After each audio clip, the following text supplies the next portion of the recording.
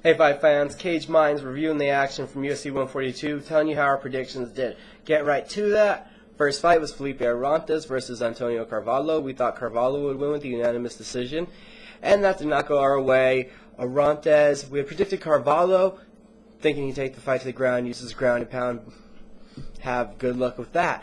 But Arantes was able to negate that, use his sprawling, and stay standing from the second and third round, won a 29-28 unanimous decision for Felipe Arantes. Next fight, that was a Facebook fight. The next fight was also supposed to take place on Facebook. Fabio Maldonado, Chao Margalesh, but Fabio Maldonado had to pull out at the last minute with an injury, so that fight did not happen. So now we move on to the FX prelims. First one that we had, Ricardo Funch versus Mike Pyle. We thought Pyle would win with the unanimous decision. Better all around.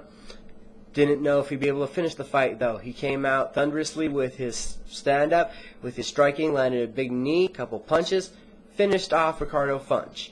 Funch was a late replacement, had a hard time with that.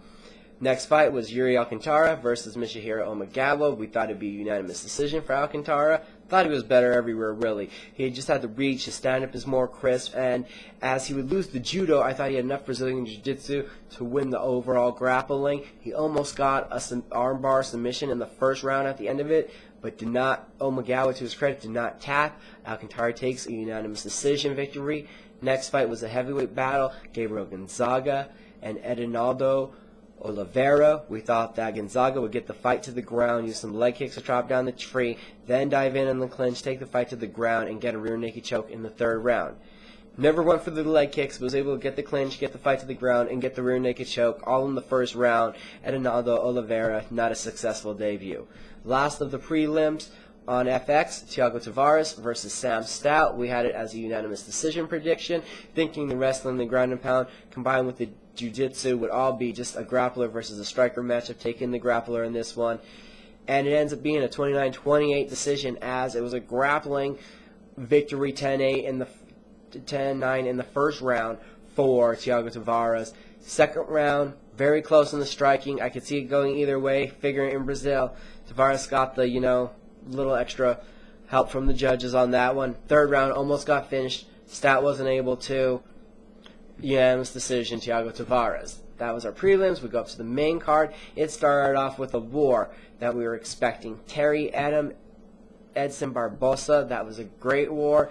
If you just live under a rock and you're not that much in MMA, you didn't see the heel kick, but the spinning heel kick, first ever knockout of that fashion in UFC history. Edson Barbosa making his talk of wanting a title shot not look so crazy. Got a Fight of the Night award to split with Terry Adam, and a knockout of the night to his own credit. So that was a great war from them gentlemen, and Edson Barbosa definitely jumping up there in that top 10. Huge for him.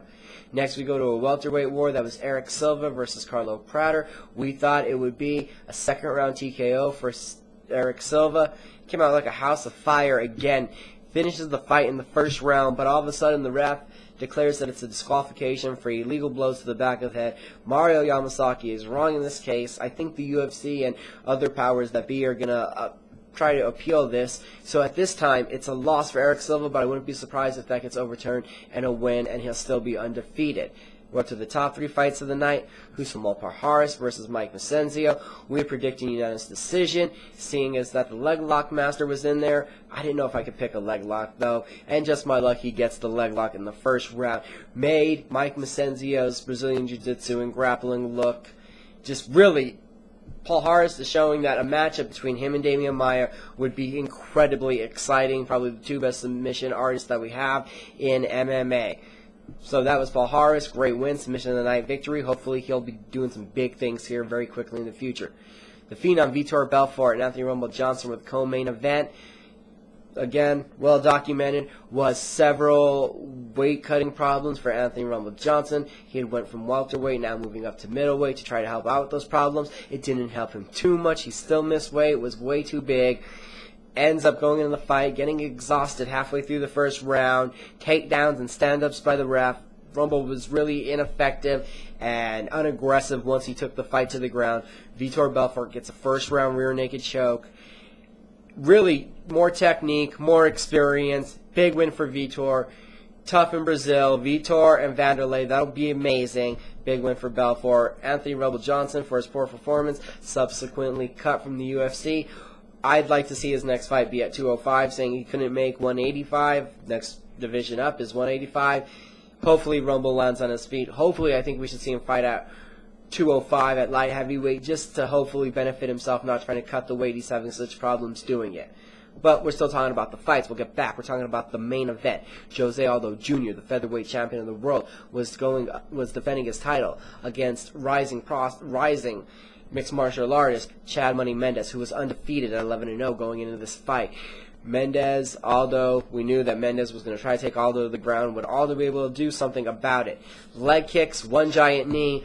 4:58 of the first round, a knockout, and a massive party begins in Brazil. Jose Aldo wins. We're correct with that.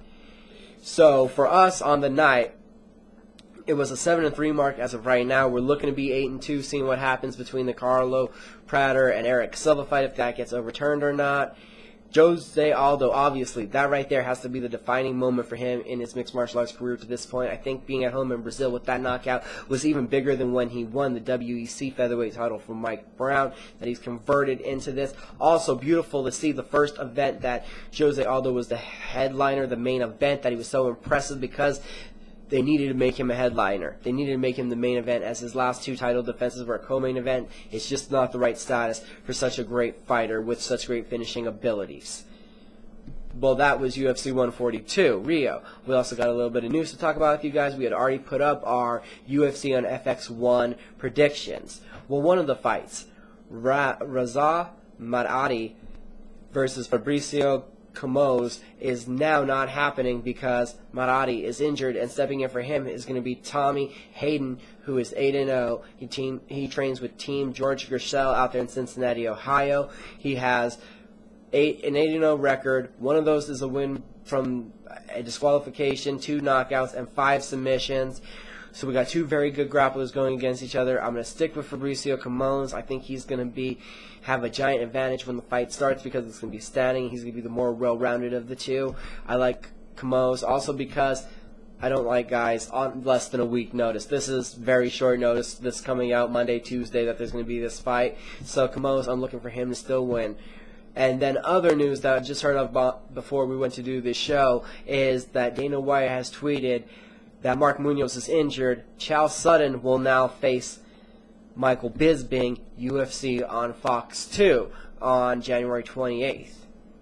And that's some big news. I think that Damian Maia should still be on the card, and I think Rousimar Palhares should fight him. Palhares didn't seem to take much abuse in that Macenzio fight. Dana White, UFC, let's make it happen. Rousimar Palhares and Damian Maia. That should be on that card now as well on Fox 2. So this has been Cage Minds. Uncage the war within yourself.